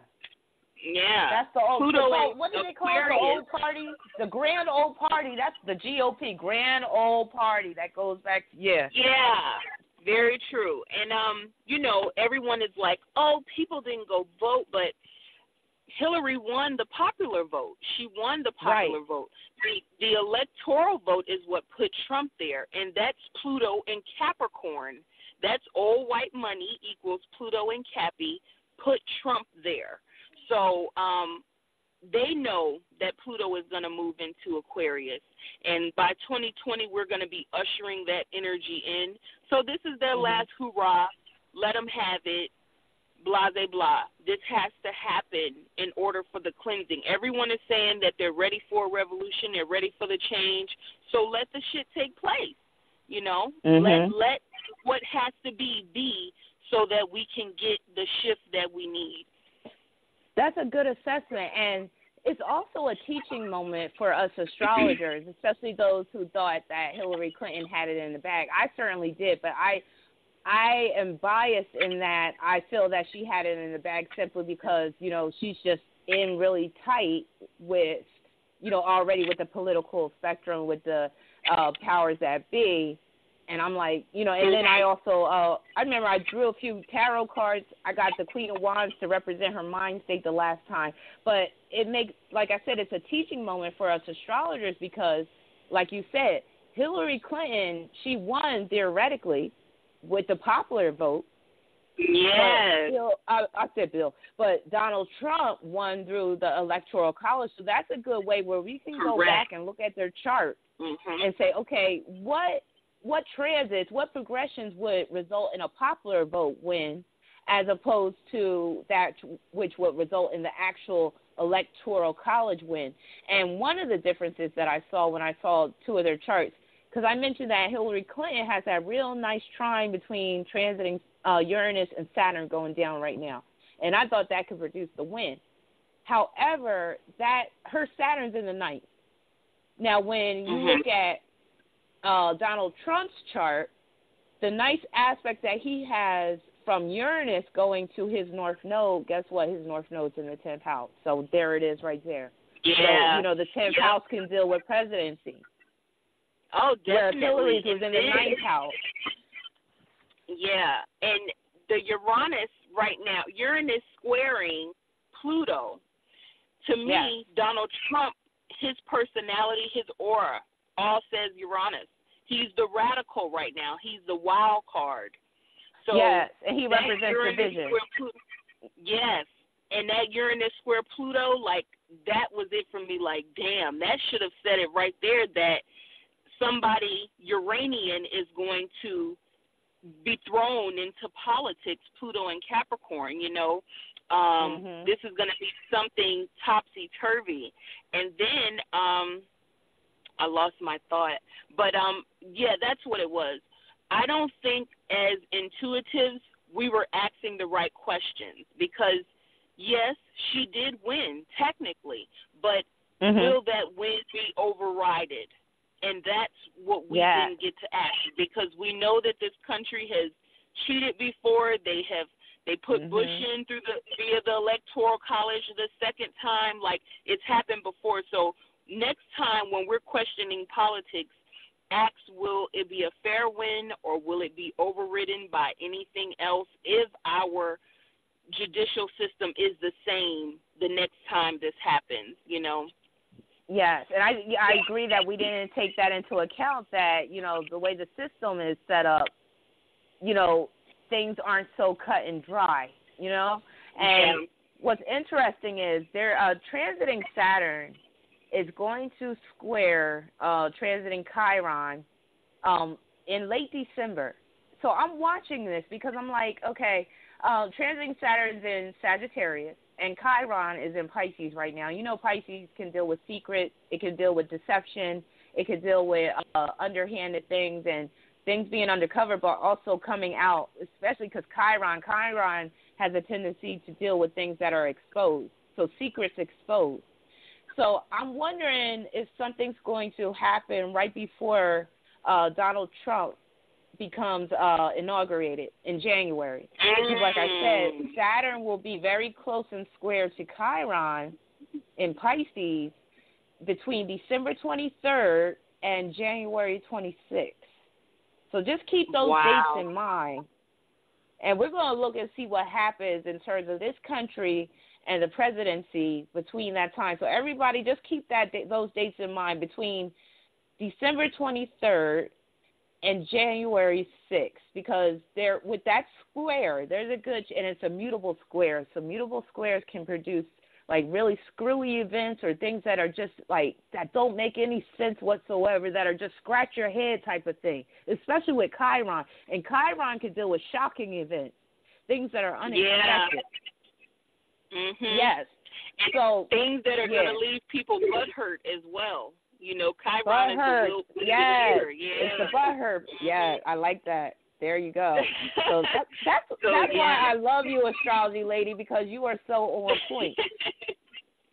For real. Yeah, we have to do this again. Yes, we do. So let me open up the line for our next caller. Phone number 267. I believe that's Philly. Before I moved to Arizona, I lived 6 years in Philly, and I worked in Philly even longer than that. So what's up, my Philly friend? 267-597-0678. Yeah. Welcome to the Ace of Cups radio show. Okay. Greetings. Hello? Hi, caller. Hi, what's your name? I guess, hello? So we might want to just go on to the next caller because I think they might have hung up. So let's see. Okay. So the next one is, we have 585-993-1422. I'm going to open the line. Please press 1. Hello. Hello. Hi. Greetings. Hey, how you guys doing? I'm doing great. Fine. How are you tonight? Okay, good. I've been trying to get in contact with you guys just to listen live. I'm always listening like after the fact, so I'm so excited. I get to hear you guys. Oh, good. Yeah. I know there was a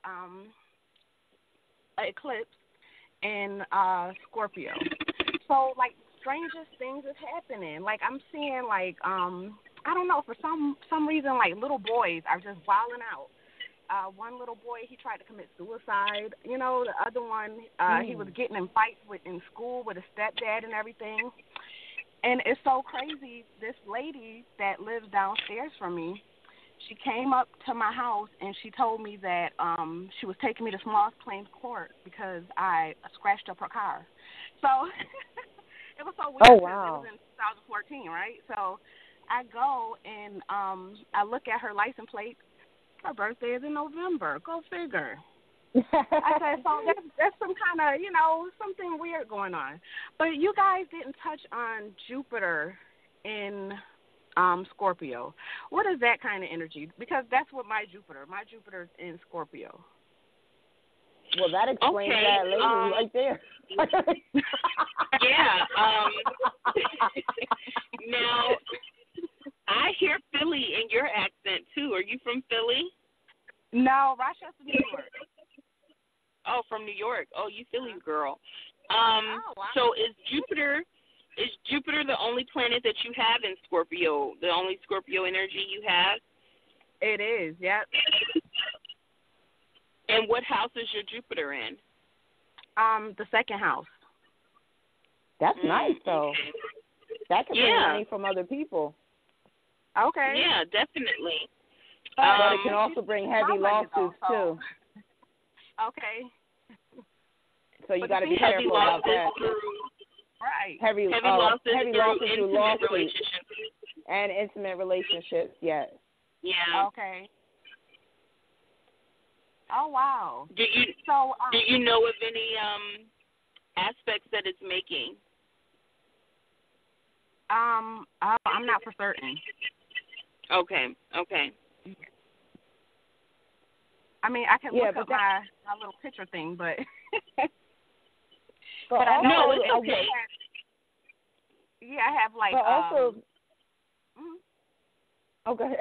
Also, that Jupiter in Scorpio, in your second house. Let me ask you this: do you collect any like items that deal with the occult, or anything that's like magical, or anything like that? Because I've noticed that people that have Jupiter in the second house, they might have a large collection of things, like of certain types of items. I do. I have crystals. I love crystals. Crystals. There it is. Okay. Mm-hmm. Right. Nice. Oh, wow. So there, and Scorpio deals with the occult, and crystals are part of the occult. So that is telling me that you can do some work with those crystals and make things happen in your life. Yeah, Right. you can definitely do business there with that Jupiter. And I understand because I have Jupiter and Aries in my second. So very impulsive with cash, very just throw it in the bag kind of energy that I have. You know, like I remix that shit all the time. So, you know, it can be impulsive with spending, you not really wanting to have a limit.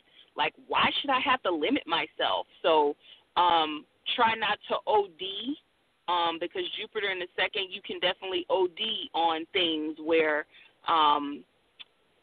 it turns people off, or it may end up turning yourself off where you're like, damn, I shouldn't have done that, or, you know, and speaking for myself too. But definitely maybe you can teach a webinar or a class on crystals.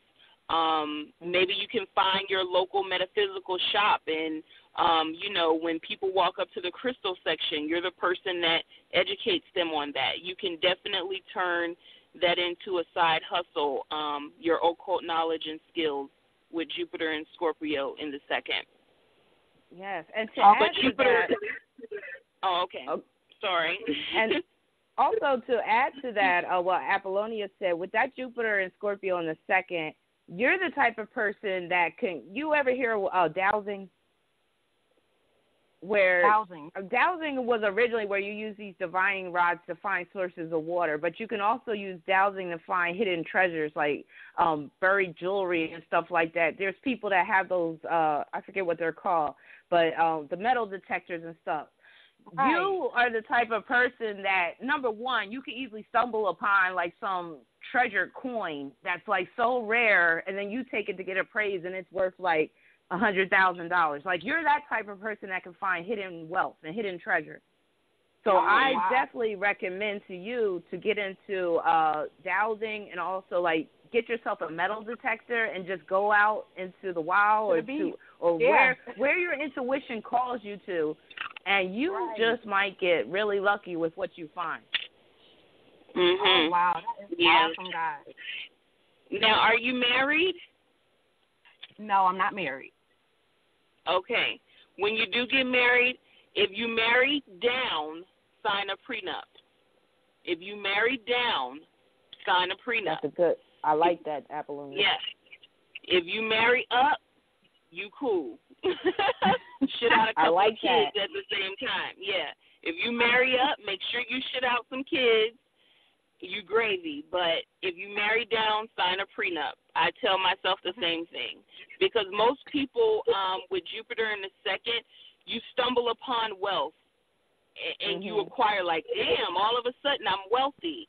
So definitely sign a prenup. Tell him why y'all are dating. You know, you look good, you fine, the D is good and all that, but we got to sign a prenup. Right. You might even want to demand that you keep separate bank accounts as well. Because with that Jupiter and Scorpio in the second, there's a there's a chance for your joint finances to become messy, especially if he's not really, disciplined with spending. So somebody like you, I would always recommend, but of course you need to be upfront with him and let him know that you're going to maintain a separate bank account, and then, y'all can always have a joint account, and then y'all can have your own separate individual accounts. But I would always, a woman or even a man with Jupiter and Scorpio in the second house, to piggyback off of what Appollonia said with the prenuptial agreement, definitely have separate bank accounts. Mm-hmm. Oh, wow. Definitely. Yeah. All right, guys. Well, thank you so much. Oh, you're welcome. No Many problem. blessings to you. Yeah, thanks for calling. Yes, thanks. And, have a good night. Yes, you too. So, I'll be listening. I'm listening in. Oh, great. Thanks. So, Appollonia, we had so much to talk about. We only got about 15 minutes left, so I'm going to spend like a little 5 minutes just talking about Scorpio through the houses before we bring on, maybe we could fit 2 more callers in. I think we have 2 more, maybe 3 more people waiting. But I did want to get into Scorpio through the houses, and I'm glad she mentioned that Jupiter and Scorpio in the second, because that's very enlightening, especially what you said about the prenuptial agreement. So how about we go you first and me first. You start with the Scorpio rising first house, and like we could take like 30 seconds on each house. And then you just talk about how it manifests, and then I'll do the second, you do the third, I do the fourth. Okay? So you start with Scorpio rising. So I was just talking to Reese about Scorpio risings, the seductive looks, the cleft chin, usually seductive eyes. Tyson Beckford, Reese pegs him as a Scorpio rising, classic scorpionic look. Tyrese even, classic Scorpio look. Another ethnicity, Paul Walker, he was saying Scorpio rising, that facial, kind of like a stern look, but very seductive at the same time, like mysterious. They have like this air to them. Scorpios have that power, that aura surrounding them. Nice. All right. So let me take the second house. So Scorpio in the second house. One thing to know about Scorpio is Scorpio deals with other people's money. So when Scorpio is in your second house, a lot of times your money is not your money, or it's not just your money alone. You might have to share or come up off of a lot of money. So with that being said, Scorpio in the second house, you might be prone to getting a lot of your income taken through child support, through alimony, through lawsuits. However, you also stand to gain in the same way. For instance, a woman, she might have Scorpio in the second, and most of her money may come through child support. She might have married a rich man, got divorced, and now she's living off of alimony and child support. That's Scorpio in the second house. Also, those people that are sue happy, that come up off of those lawsuits, they can have Scorpio in their second house cusp as well. So, Appollonia, you want to talk about the third house and how that can manifest? Yeah, Scorpio in the third can definitely manifest as a child that is either prone to ADHD, bipolar early. Third house Scorpio can also point to sibling rivalry or favoritism with the child. And I know this personally with someone in my family, but that person being aware that they are the favorite child and taking advantage of that. Also, this could speak to a child being totally coherent but speaking later. Like all of a sudden they're 3 years old and they're talking, but they hadn't spoken a word prior to that. So some parents may think that it's a speech issue or something, because your third house is typically how you communicate starting from an infant going onward, how your social conditionings are molding you into a human being. So a lot of times third house Scorpios as a child, they'll just sit back and look. They know everything that's going on, but they'll speak later. I spoke on the sibling rivalry. Now, I had seen a third house Scorpio with Saturn there, and a sibling did pass away. But the sibling didn't pass away until her Saturn return. Her brother passed during her Saturn return. So I don't want to say early on a sibling can pass if any affliction is going on in that house, but maybe later on in life. Interesting. Nice. Okay, so fourth house. Fourth house deals with home, deals with early foundations, family, can also deal with real estate. So with Scorpio in the fourth, I've often seen a person's early home life might be very dynamic. It might be even tumultuous. There might be a lot of abuse in the household. I've even seen cases with Scorpio on the fourth house where the house is infested with cockroaches, or they just live in a filthy household. It could be a situation where people are constantly coming in and out of the house. The person could have they could have a lot of criminal history in their family tree or family background. They could come from a family of criminals. So that's some of the ways that Scorpio can manifest in the fourth house. Of course, I lean towards the dark manifestations, but also Scorpio on the fourth house can also deal with gaining a home through an inheritance. So you want to take the fifth house?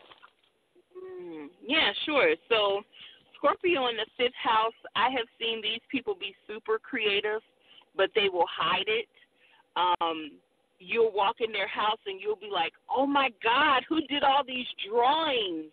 And they're like, oh, yeah, I did that. You know, like it's they have to find that energy to embrace their creativity. But, you know, also Scorpio in the fifth can point to your sexual flings and romances. So you can be up and down there. I have seen Scorpio fifth houses be celibate for a year, but then the next year they've had 30 to 40 partners in that year. And then they'll totally feel shitty about it and then go back to, you know, being a recluse.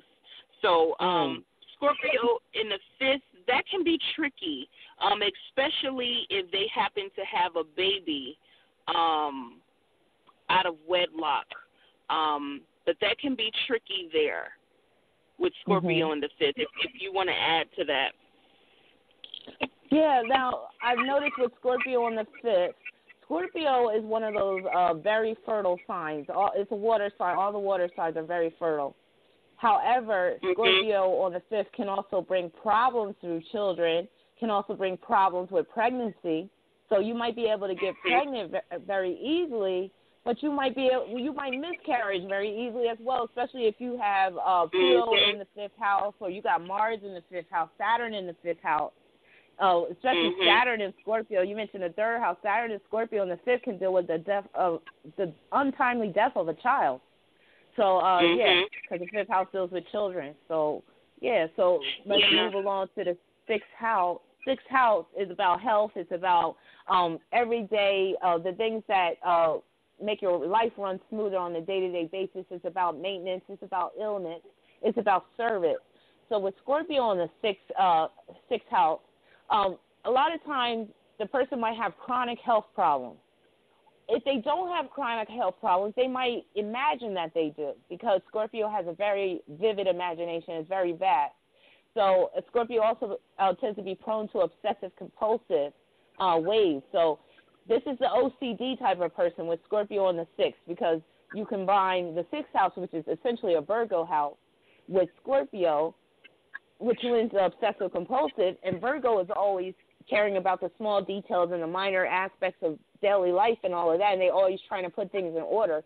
Well, Scorpio in the sixth can be prone to somebody that has OCD or somebody that is a hypochondriac or somebody that seriously has medical conditions that require constant care, regular maintenance, where it's critical if they don't keep up on their daily maintenance. Like, for instance, it could be somebody that is a diabetic and they have to inject themselves with insulin or they have to test their blood. That could be Scorpio on the sixth too because it's a life or death situation if they do not practice that daily maintenance.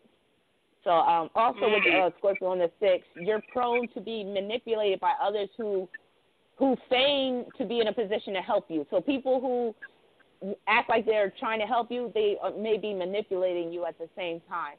So you either want to piggyback on that sixth house or you could jump right into the seventh. Yeah, so very true about Scorpio in the sixth. But Scorpio in the seventh, they tend to be obsessant about relationships and having a mate more than the average Scorpio. Always concerned about, when am I going to be in a relationship, constantly wanting to fill that void of needing to have somebody. And seventh house Scorpio, too, they tend to get into unions and the clinginess and the intensity of who they are. Sometimes the desperation is what drives a person away. And that's why they end up finding themselves in this revolving door of spouses over and over. Some Scorpio people experience that in general, but seventh house especially. Yeah. Makes sense because Scorpio is about regeneration, so they're like constantly regenerating, or it's also about being reborn. So they're constantly trying to be reborn through relationships. Yeah, that makes sense. Yeah. So, unfortunately, we're going to have to cut it off at the 7th house because I do want to get in one last caller. And maybe, once we get done with the call, we might have a couple of minutes to go through the 8th through the 12th. But this was fun. I love stuff like this. But yeah, really, really cool. Yeah. I'm really enjoying it. We can talk about Scorpios all night. I know. So let me bring on this last caller. It's area code 704-631-8448. I'm opening the line right now. Please press 1, and please state your name and where you're calling from. Peace. This is Brother Kassim calling from North Carolina. Peace. Yes, peace. How you been, sis? I've been fine. How about you? I've been fine. I've been listening to the show, last part of the show anyway. I didn't get to hear the beginning. I'll have to go into the archives. But I really was listening to that part where you mentioned the last part of December going into January. And I was speaking to someone today in reference to that and how I feel that something may be brewing around that time. So I think it was pretty on point. Yeah, because this is not over yet. Before he gets inaugurated, right, before he gets inaugurated, something major may occur. So that was interesting that you brought that out, and as far as astrologically. So I think we need to prepare ourselves for something around that time. I'm in agreement with that. Well, thanks for confirming that. Thank you. Because, I feel like it's not over yet either. Yeah, it's not over. It's not over till he gets in, Yeah. I think it can cause an unrest if something maybe even happens to him, before that time. I hate to put it that way, but they play those kind of games, so it could be, something can possibly go down and that can cause a big uproar on the other side. You're talking about people in the streets now, what will happen if something happens to him before he gets in? You're going to see some other stuff going on, too. So we got to think about it from that perspective. So we'll see. But enjoyed the show, and I got to listen to the totality of it from the beginning. I'll go into the archives tomorrow. But, I just wanted to, chime in real quick. And peace and love to you. Well, thank you so much for calling in, Brother Kassim. Okay, peace. Peace, many blessings. Okay, so let's see. I'm going to see if I have one last call. I'm going to try to see if that one, was it the Philly one that I couldn't get a hold of? Let me see if that I can bring them on. Okay, 267-597-0678. Are you there? Greetings.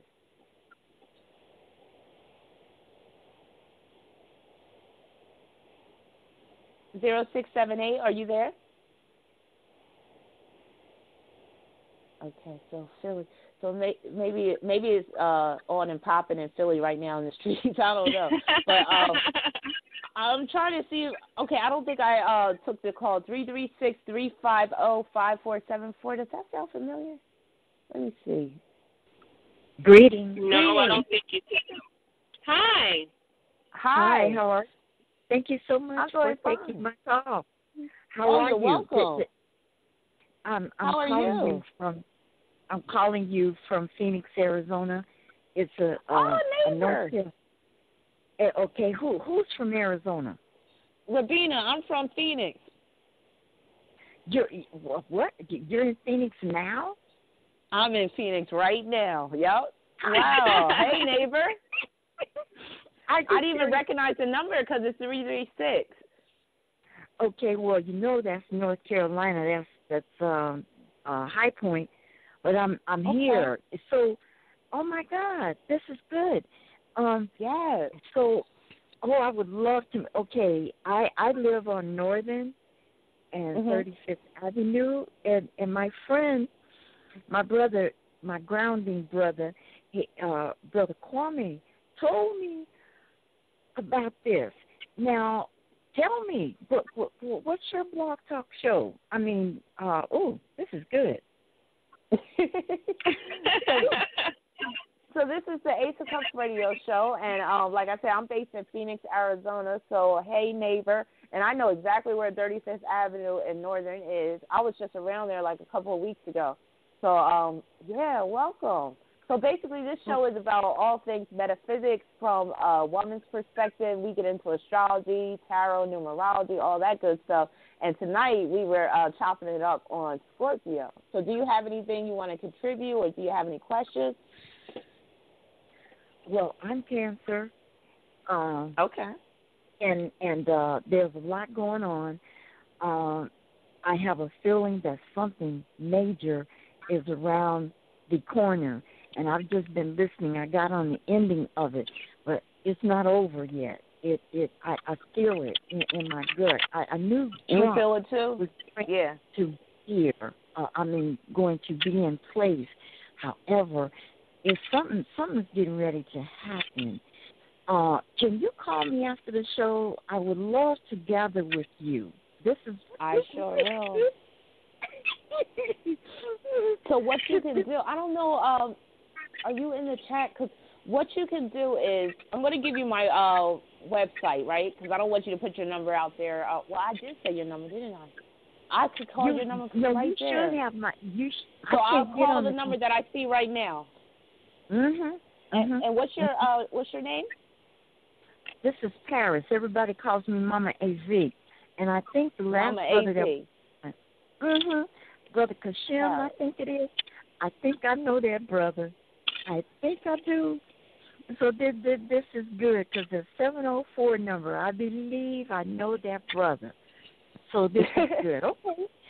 Yeah, so we will definitely talk. If I don't get to you tonight because I got a lot to do, I will definitely call you tomorrow, and we're going to touch base, and hopefully we can meet up in person because I need to connect with more people in the Phoenix area because it's lonely out here. I don't really, know many people in the metaphysical community that I can really, touch base with locally. So this is beautiful. Okay, how long have you been here? This is my 10th year in Phoenix. Really? Yeah. Oh, girl. Oh, yeah. Do you do psychic fairs? I do. I was at the Desert Botanical Gardens for 4 sessions back in 2014. So they had me doing readings there. So, but I don't do psychic fairs. Maybe I should do a couple, but we'll definitely talk about that. But unfortunately, we've come to the end of this Ace of Cups radio show, and I don't even know if it's still recording at this point. But I'll definitely get in touch with you between tonight and tomorrow so that we can touch base and, discuss, because I'm feeling like something's about to go down, too. So I'm with you on that. So, Yes. I won't go any further because it is. It's a lot. So call me as soon as you possibly can because this is the 9th, and there's a gate that has opened up this day. Yes. Okay. Yeah, another caller mentioned something like that too. But thank you so much. Peace and blessings. I'll definitely be in touch. Appollonia, are you still there? Yes, ma'am. I'm here. Yeah, so we've come to the end of this 2-hour radio show. I had a blast. I want to thank you so much, and I hope that you can come back at a later date and contribute some more of your expertise and knowledge and wisdom. Oh, sure. Anytime. You tell me the time, I'll be here. I really, really love it. Well, thank you so much, and thank you, everyone, for taking the time out to listen to the show. Thank you for everyone who called in and contributed, and this concludes episode 6 of the Ace of Cups radio show. Peace and many blessings. I'm out. Good night. Good night.